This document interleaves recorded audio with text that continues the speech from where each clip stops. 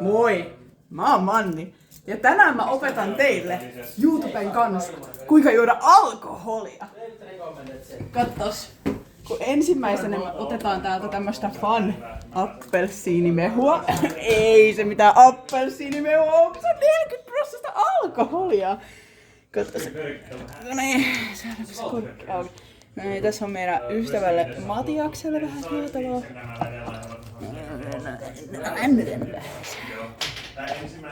No, sitten annetaan itselleni, kato.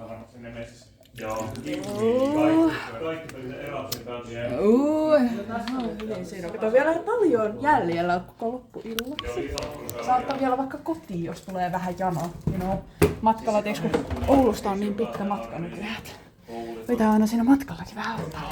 No niin, kato, mä oon ottanut tämmöten Iced Tea Peach. Sillä me voidaan sekoittaa tää, että toi 40% ei enää niinku maistu. Katos. Tässä näin. Laitetaan vähän Matiakselle sitä Iced Teata. Noin, kyllä se pärjää tuolla. Noin, tässä on mulla hyvä pilli kanssa.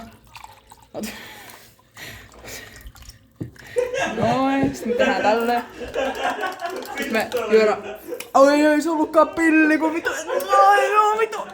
Syömäpuikko, voi paska. No niin, kato, tälleen sitten.